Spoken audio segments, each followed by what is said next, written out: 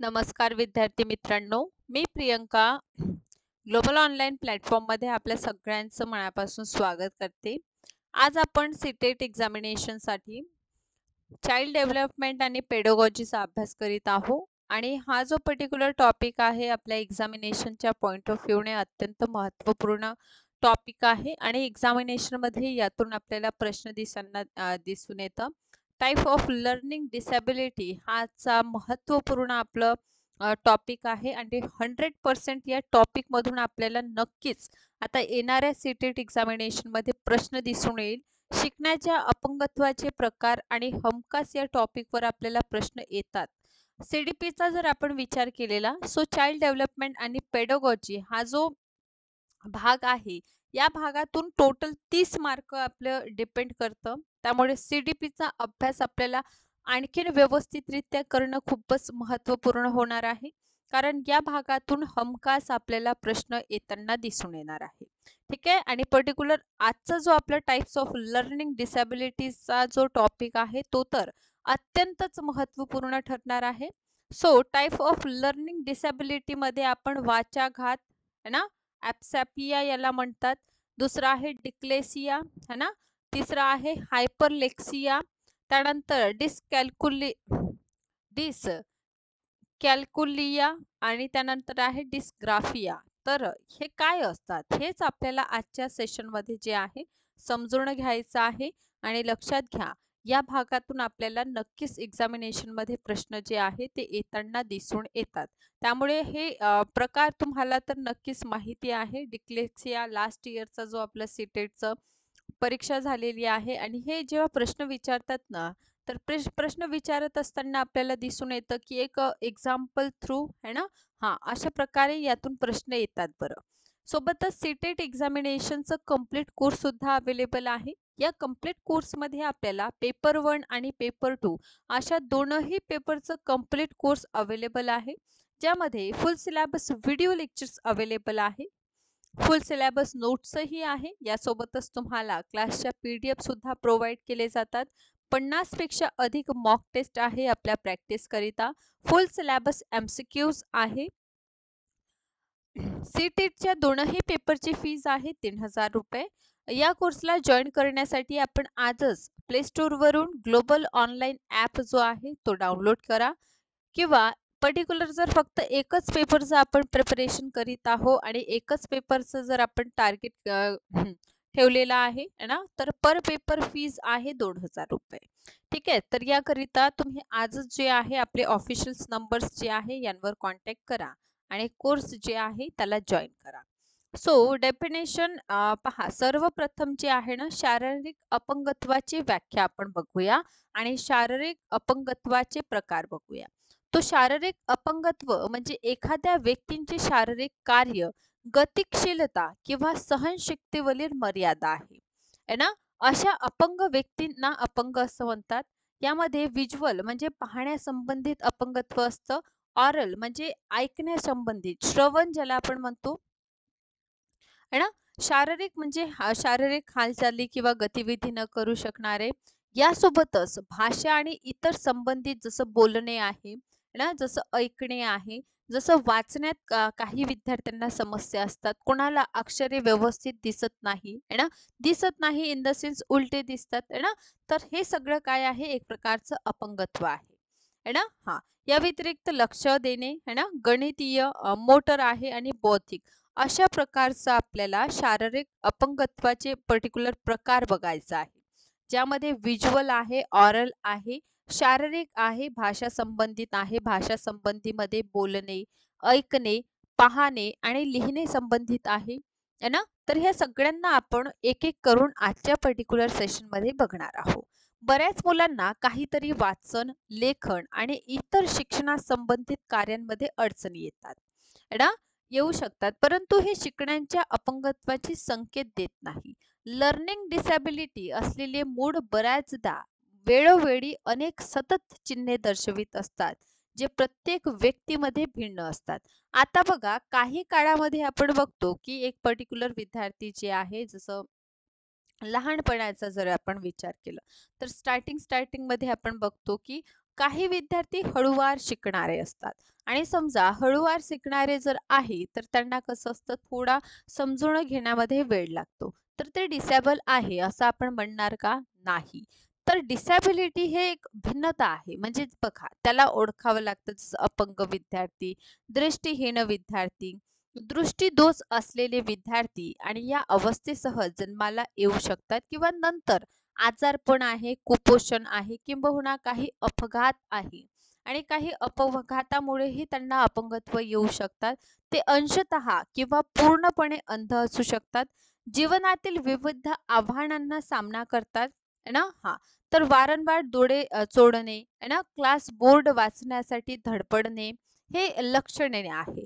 Identify and addressing disable learner. So visual disability learning जे आहे म्हणजे पाहण्यामध्ये काय होणं, व्यवस्थित न पाहू शकणं. ठीक आहे. तर हे सुद्धा एक प्रकारचं डिसॅबिलिटी आपल्याला दिसून येतं. तर अशा प्रकारच्या डिसॅबिलिटीमध्ये शिक्षक काय करू शकतं आणि शिक्षकाची काय भूमिका असायला हवी आणि पर्टिक्युलर आपण जर टीचिंग एक्झामबद्दल प्रिपरेशन करीत आहोत, तर टीचिंग एक्झाममध्ये शिक्षकाची भूमिका याबद्दल नक्कीच आपल्याला विचारलेलं दिसून येतं. हो की नाही? आणि जर शिक्षकांची भूमिका आपल्याला पाहून घ्यायचं आहे आणि शिक्षकांची भूमिका जर आपल्याला समजून घ्यायची आहे, तर बघा डिसॅबिलिटीमध्ये चष्मासारख्या सुधारात्मक उपकरणासाठी पालकांना ऑप्टिशियनचा सल्ला देणे. समजा पाहण्यामध्ये एखाद्या विद्यार्थ्यांना समस्या आहे ना? तर त्याला त्यांच्या पालकांना सुद्धा निर्देश देणे. मोठ्या मुद्रित आकाराची पाठ्यपुस्तके उपलब्ध करून देणे, जेणेकरून बालकाला योग्यरित्या दिसू शकेल. विद्यार्थी आणि त्यांच्या कुटुंबियांसाठी योग्य समुपदेशन म्हणजे काउन्सिलिंग जे आहे ना त्याचं अरेंजमेंट करणं. पूर्ण अंध मुलांना लिपीतील पुस्तके वापरण्याचं प्रशिक्षण देण्यात यावे, जेणेकरून ते सुद्धा काय करू शकेल, वाचू शकेल. ठीक आहे.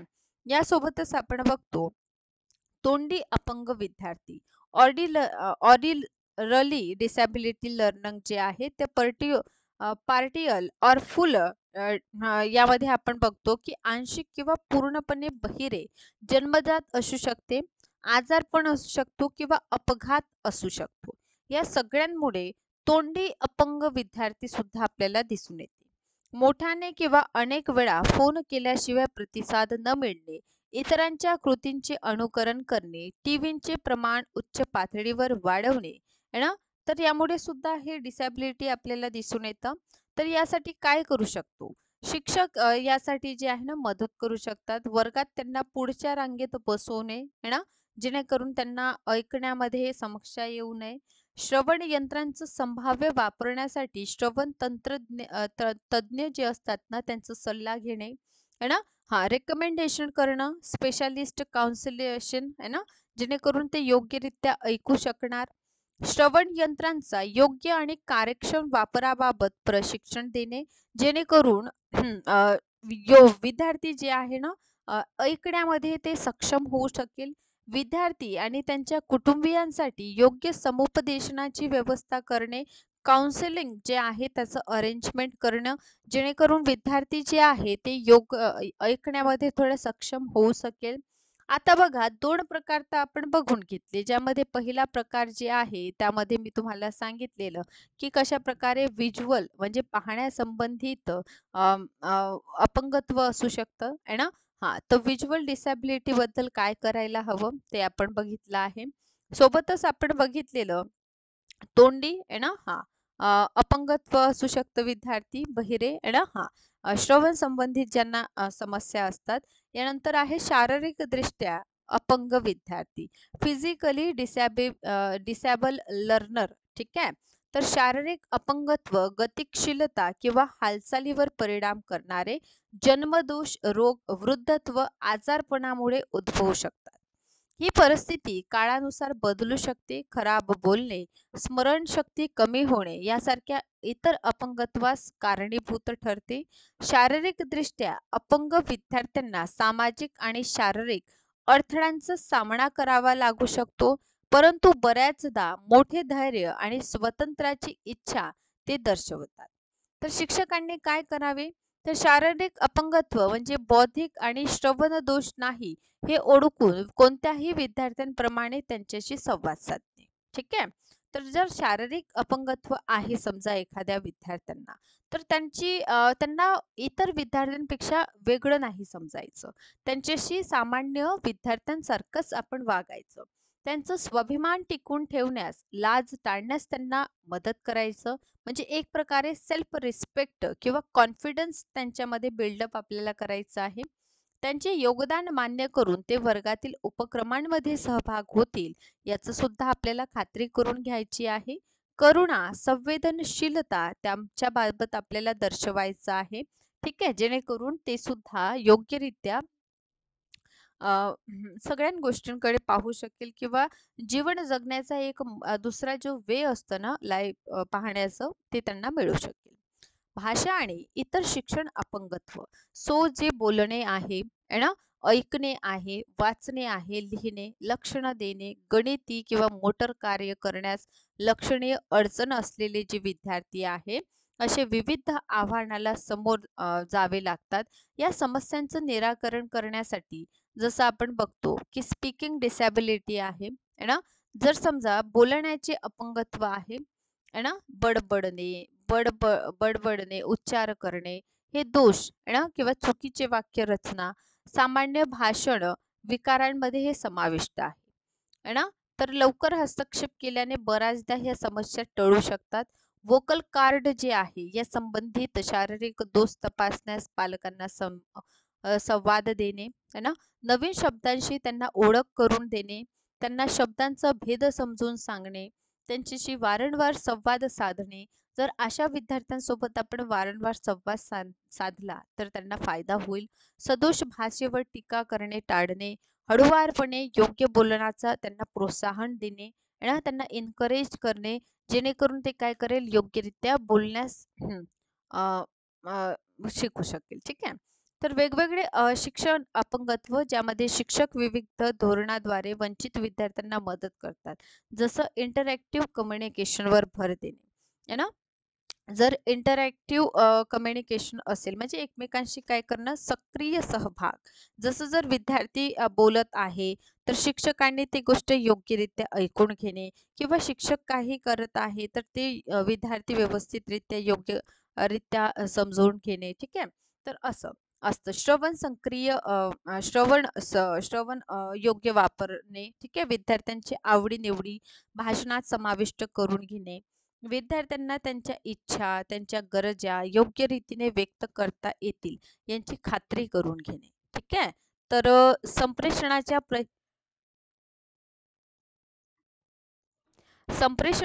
प्रयत्नांना बळकटी देणे, जसं हावभाव आहे, अंशतः शाब्दिकीकरण आहे. विद्यार्थ्यांना जे सांगायचे किंवा सूचित केले आहे ते परत परत सांगणे है ना, म्हणजे त्यांच्या लक्षात राहणार. स्टोरी बुक शेअरिंगचा वापर करणे, म्हणजे ते काय करू शकेल याचा वापर करू शकेल. ठीक आहे. यानंतर आहे ओपन एंडेड योग्य प्रश्न विचारणे, प्रश्नांच्या मालिकेचा समावेश करणे है ना. हा सामाजिक संवाद किंवा संघर्ष निवारणासाठी भाषांचा वापर करणे, साध्य उद्दिष्ट आणि कार्यांवर भर देणे, विद्यार्थ्यांच्या गतीने काम करणे, म्हणजे जर विद्यार्थी स्लो आहे तर आपण सुद्धा हळुवारपणे शिकवणे, एक वेळी एक संकल्पना सादर करणे, दैनंदिन वाचन आणि लेखन जे आहे त्याला प्रोत्साहन देणे आहे ना. हा दृश्य श्राव्य अशा दोनही माध्यमांचा वापर करणे. ओके. कार्यात्मक आणि व्यावहारिक क्रियाकलाप करणे, म्हणजे त्यांना फंक्शनल अँड प्रॅक्टिकल ऍक्टिव्हिटीज त्यांच्याकडून करून घेणे. जसं विद्यार्थ्यांची श्रवण कौशल्य वाढेल, त्यांचं शब्दसंपदा म्हणजे शब्दार्थ वाढेल, शब्द त्यांना आठवणीत राहील है ना. वाक्यरचना कशा प्रकारे होत असतं हे त्यांना कळेल, ध्वनिशास्त्र काय आहे हे त्यांना कळून येईल, व्यावहारिकता आणि शैक्षणिक कामगिरीमध्ये त्याचा कसा परिणाम होतो याबद्दल काय होईल त्यांना जागरूकता होईल. अशा प्रकारे आपण काय बघतो तर अशा प्रकारे आपण बघतो ह्या सगळ्या माध्यमांनी आपण विद्यार्थ्यांमधील जी डिसॅबिलिटी आहे त्यावर मार्ग काढू शकतो. ठीक आहे. तर बघा यामध्ये एक प्रकार आहे श्रवण अक्षम श्रवण प्रक्रिया डिसऑर्डर, याला APD म्हणतात.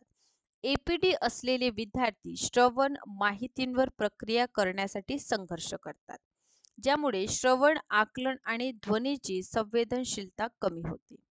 सो वस्तू समजावून सांगण्याऐवजी त्यांना दाखवणे.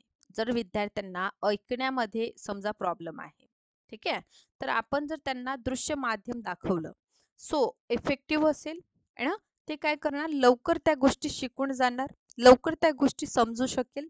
व्हिज्युअल संकेत देणे आहे ना, सिग्नल, हँड आउटसह स्पष्टीकरणांना पूरक करणे, दिशा कमी करणे, अंतर ठेवणे आहे ना, गोंधळलेल्या तोंडी आणि लेखी दिशांचे पुनर्लेखन करणे, त्यांना व्यवस्थित समजून देणे, अमूर्त शब्द त्यांना परत सांगणे म्हणजे ते समजू शकेल, समजूतदारपणा सुनिश्चित, विशिष्ट प्रश्न त्यांना विचारणे, त्यांचा प्रतिसाद 5-6 सेकंदांनी परत परत त्यांना काय करणं, त्यांचा प्रतिसाद घेणं, विद्यार्थ्यांच्या संकल्पना, शब्दसंग्रह आहे ना, नियम तोंडी करण्यास त्यांना प्रोत्साहन द्यायचं, जेणेकरून ते काय होईल, योग्यरित्या समजून घेईल.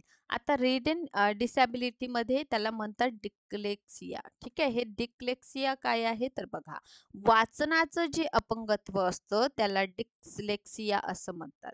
सो डिस्लेक्सिया कशाशी संबंधित आहे, वाचन आहे ना, वाचन आहे ना. हा, तर हा प्रश्न विचारला सुद्धा आहे, म्हणून या प्रश्नांवर आपण वारंवार भर देत आहोत आहे ना. हा, तर हा जो प्रश्न आहे यापूर्वी सुद्धा आपल्याला एक्झामिनेशन मध्येच विचारलेला आहे. ठीक आहे, वाचन अपंगत्वाला डिक्लेक्सिया म्हणतात. सो डिक्लेक्सिया असलेले विद्यार्थी अचूक अलिखित शब्द ओळखणं, ध्वन्यात्मक प्रक्रिया, प्रवाहीपणा आणि आकलनासह संघर्ष करतात है ना. तर त्यांना आपण मदत करू शकतो कसं, तर ऑडिओ रेकॉर्डेड पुस्तकांचं बघा, आजकाल तर पॉकेट एफएम सारखं प्रकार आपण बघतो आहे ना. एखादी पुस्तक जर आपल्याला वाचण्याचा त्रास येत असेल तर ते आपण ऐकूही शकतो. याचा अर्थ ऑडिओ रेकॉर्डेड जे आहे याचा वापर करणे. ओळींच्या दरम्यान मोठी प्रिंट किंवा मोठी जागा असलेले पुस्तक निवडणे है ना. है ना, म्हणजे छोटे जर अक्षर असेल तर होऊ शकतं त्यांना प्रॉब्लेम येणार है ना, म्हणून मोठ्या अक्षरांचा वापर करणे. लेक्चर नोट्सची प्रत त्यांना उपलब्ध करून देणे. विज्ञानासारख्या विषयात स्पेलिंग त्रुटींकडे दुर्लक्ष करणे. पुस्तक पुनर्साठी पर्यायी फॉर्म्युला परवानगी देणे. बहुसंवेदी शिक्षण पद्धतींचा वापर करणे है ना. विद्यार्थ्यांना रटाळ शिक्षणाऐवजी लॉजिक वापरायला आपण शिकवायचं, आणि समजा जर विद्यार्थी लॉजिक वापरायला शिकून गेलेले तर नक्कीच त्यांचं जे क्रिएटिव्हिटी आहे, सृजनात्मक क्षमता जे आहे विद्यार्थ्यांमधील, या सृजनात्मक क्षमतेला एक काय मिळेल, हुल मिळेल आहे ना. हा, त्यांच्यामध्ये क्रिएटिव्हिटी जी आहे ना ते वाढेल. लहान युनिटमध्ये सामग्री सादर करणे, कारण त्यांना वाचनामध्ये समस्या आहे, आणि जेव्हा वाचनामध्ये समस्या असतं त्याला म्हटलं जातं dyslexia. Okay, so next one, writing disability जी आहे ना त्याला डिस्ग्राफिया असं म्हणतात. डिस्ग्राफिया याला म्हणतात, म्हणजे लेखन संबंधित जे अपंगत्व असतात त्याला काय म्हणतात, डिस्ग्राफिया. ठीक आहे, वाचन संबंधित डिस्लेक्सिया म्हणतात. ठीक आहे, आणि लेखन संबंधित डिस्ग्राफिया म्हणतात, डिस्ग्राफिया. ओके, सो हे टर्मोलॉजी आपल्याला लक्षात घ्यायचं आहे, कारण एक्झामिनेशन मध्ये आपल्याला अशा स्वरूपाचं प्रश्न येताना दिसून येतात. ठीक आहे, डिक्लेक्सिया काय आहे, डिस्ग्राफिया काय आहे, यावर वारंवार आपल्याला जे टीचिंग एक्झाम्स आहे, सो टीचिंग एक्झाम्सच्या दृष्टिकोनातून हा जो आपला टॉपिक आहे तो खरंच खूप महत्त्वपूर्ण आहे, कारण प्रिव्हियस सेशन म्हणजे प्रिव्हियस जे PYQs आहे त्यामध्ये सुद्धा डिक्लेक्सिया याविषयी प्रश्न आपल्याला विचारलेला आहे ना. तर डिक्लेक्सिया हे वाचना संबंधित असलेले अपंगत्व आहे, अक्षमता आहे. ठीक आहे, आणि डिस्ग्राफिया काय आहे, तर हे लेखन संबंधित असलेला काय आहे, अपंगत्व आहे, अक्षमता आहे. तो बघा, डिस्ग्राफिया असलेले विद्यार्थ्यांना खराब लिखाण आणि लेखन कार्यात अडचण येऊ शकतं. शिक्षक यावर मदत करू शकतात. कसं, तर त्यांना तोंडी परीक्षेचा वापर, कारण विद्यार्थ्यांना काय होत आहे, लिहिण्यात अडचणी येत आहे, आणि समजा जर विद्यार्थ्यांना लिहिण्यामध्ये अडचणी येत आहे तर आपण काय करायचं, तोंडी परीक्षेचा वापर करायचा. व्याख्यानासारखी टेप रेकॉर्डिंग वापरण्याची परवानगी द्यायची, कारण ते आपण जे बोलत आहोत ते पटापट लिहू शकणार नाही, आणि समजा लिहू शकणार नाही तर आपण त्यांना आपलं व्याख्यान जे आहे ते टेप रेकॉर्ड करण्याचं परवानगी द्यायचं. नोट टेकर प्रदान करणे त्यांना, लेखनाचा भार कमी करण्यासाठी नोट्स किंवा रूपरेखा देणे, पुनर्मुद्रित प्रश्न देऊन त्यांना कॉपी कमी करणे, विस्तृत व नियम पेपर आणि ग्राफ पेपर वापरण्याची परवानगी देणे, पेन्सिल ग्रिप्स आणि प्रोव्हिडीनचा वापर त्यांना सुचवणे, म्हणजे लेखन संबंधित त्यांचं जे अपंगत्व आहे ते कमी होईल. ओके. यानंतर आहे लँग्वेज डिसॅबिलिटी, भाषाची अक्षमता. लँग्वेज डिसऑर्डरमध्ये संदर्भातील शब्द समजून घेण्यास किंवा शब्दांचा वापर करण्यामध्ये आपल्याला अडचणी येत असतात. आणि जेव्हा शब्दांचा वापर करण्यामध्ये आपल्याला अडचणी येत असेल तर अशा अपंगत्वाला लँग्वेज डिसॅबिलिटीज असं म्हणतात. यात अभिव्यंजन, ग्रहणशील आणि मिश्र भाषा विकारांसारखा समावेश होतो. ठीक आहे. त्यामुळे विद्यार्थ्यांनी स्पीच पॅथॉलॉजिस्टकडे पाठवणे, जेणेकरून ते त्याचं योग्यरित्या काउन्सिलिंग करणार. नोट्ससाठी रेकॉर्डर वापरण्याची परवानगी द्यायचं, फलकावर मुख्य संकल्पना लिहिणे, समान वयाची सहाय्यक व्यक्ती आणि ट्युटर्स जे आहे त्यांना प्रदान करणे, श्रवण आणि आकलन वाढवण्यासाठी व्हिज्युअलायझेशन जे आहे या तंत्रांचा वापर करणे, आहे ना, सर्जनशील लेखन कार्यासाठी स्टोरी डॉटर वापरणे आणि प्रश्नांसह तपशील काढणे. हे काय आहे या संबंधित आपण ते करू शकतो, निदान करू शकतो. यानंतर आहे attention deficit hyper activity disorder, याला म्हटलं जातं ADHD असं याला म्हणतात. ठीक आहे. तर ADHD चे वैशिष्ट्ये म्हणजे लक्ष, अध्यात्मिक क्रियाकलाप आणि वर्तन नियंत्रण करण्यात अडचणी.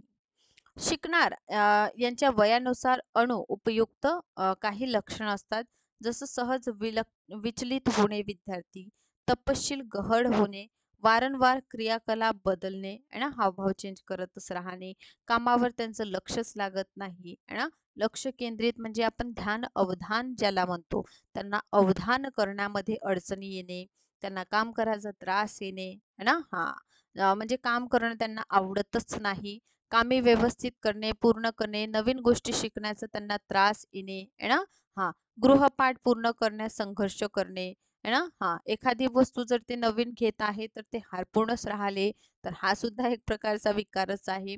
बोलण्यावर ऐकायला न दिसणे, आहे ना, दिवा स्वप्न पाहणे, सहज गोंधळून जाणे, हळहळून पुढे जाणे, माहितीवर जलद अचूकपणे काय करणं, अडचण करणे. तर हे याला काय म्हटलं जातं, ADHD याला म्हणतात. ठीक आहे. अटेन्शन डिफ्लिक्ट हायपर ॲक्टिव्हिटीज डिसऑर्डर याला म्हणतात. ठीक आहे. तर हे सगळं आपल्याला यामध्ये बघायला मिळतं.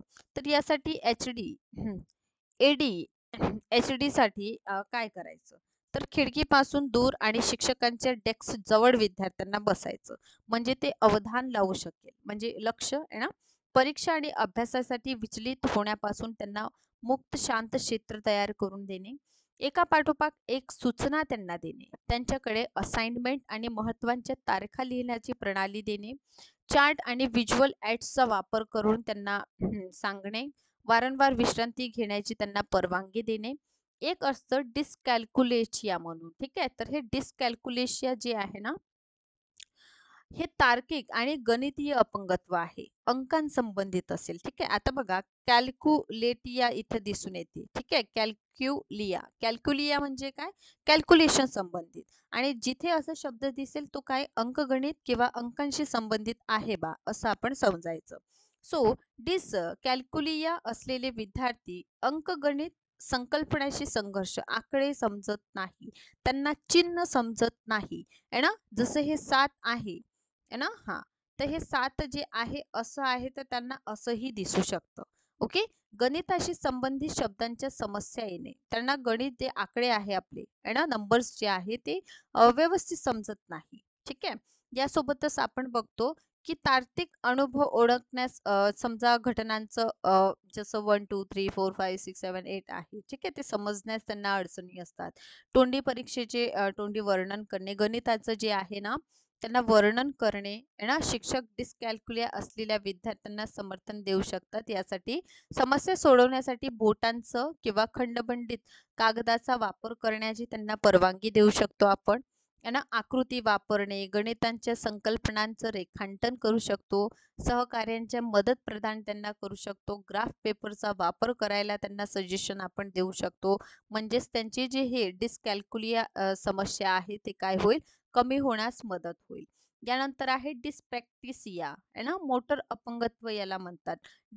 प्रॅक्टिसिया काय आहे, यामध्ये हात डोळा समन्वय सारखं मोटर कार्यासह संघर्ष विद्यार्थी करतात. यामध्ये स्वतःला आणि मालमत्तेला संघटित करण्यात अडचणी येतात. वारंवार गोष्टी तोडणे, हात डोळा समन्वय आवश्यक असलेल्या कामांमध्ये अडचण येणे, शारीरिक संतुलन बिघडणे, मोठा किंवा पुनरावृत्ती आवाजांची संवेदनशीलता, स्पर्शांची संवेदनशीलता, ज्या विशिष्ट कपड्यांपासून चिडचिड देखील यामध्ये समाविष्ट असतं. तर याला म्हटलं जातं मोटर अपंगत्व, डिस्प्रॅक्टिसलिया याला असं म्हणतात. ठीक आहे. बरं, तर यामध्ये निकृष्ट लिखाणाकडे दुर्लक्ष करणे, विद्यार्थ्यांचं सर्जनशील आणि लिहिण्याची परवानगी देणे, लेखी असाइनमेंट हा पर्याय त्यांना देऊ शकतो, पेन्सिल ग्रिफ्टचा आपण वापर करण्याची परवानगी त्यांना आपण देऊ शकतो. ठीक आहे, तर अशा प्रकारचे हे महत्त्वपूर्ण आजचं टॉपिक आहे है ना. डिसप्रॅक्टिसिया काय होतं, डिसकॅल्क्युलेटिया काय होतं है ना, डिस्लेक्सिया काय होत असतं, डिसग्राफिया काय होत असतं है ना. हे सगळं महत्त्वपूर्ण टर्मॉलॉजी आजच्या पर्टिक्युलर सेशनमध्ये आपण समजून घेतलं आहे. जी पण टीचिंग एक्झामचे आपण प्रिपरेशन करत आहोत त्यामध्ये 100% हा टॉपिक विचारला जातो. त्यामुळे या टॉपिकविषयी आपल्याला आणखीन व्यवस्थित PYQ प्रॅक्टिस करायचं आहे, जेणेकरून येणाऱ्या एक्झामिनेशनमध्ये या भागातून कोणत्याही प्रकारचं जर प्रश्न विचारण्यात आलेला तर आपण याचं योग्य उत्तर आन्सर करू शकतो. ठीक आहे. सेकंडली सीटेट एक्झामिनेशनसाठी आपला कंप्लीट कोर्स सुद्धा लॉन्च झालेला आहे ना, तर त्याला जॉईन करा. जॉईनिंगसाठी ऑफिशियल नंबर्स आपल्याला दिलेले आहे, त्यांवर कॉन्टॅक्ट करा आणि आजच कोर्सला जॉईन व्हा. म्हणजे एक्झामिनेशनमध्ये नक्कीच आपल्याला याचा फायदा होताना दिसून येईल. अशाच प्रकारे सेशनला बघायचं आहे. लाईक करा, सबस्क्राईब करा आपल्या चॅनलला. Thank you so much.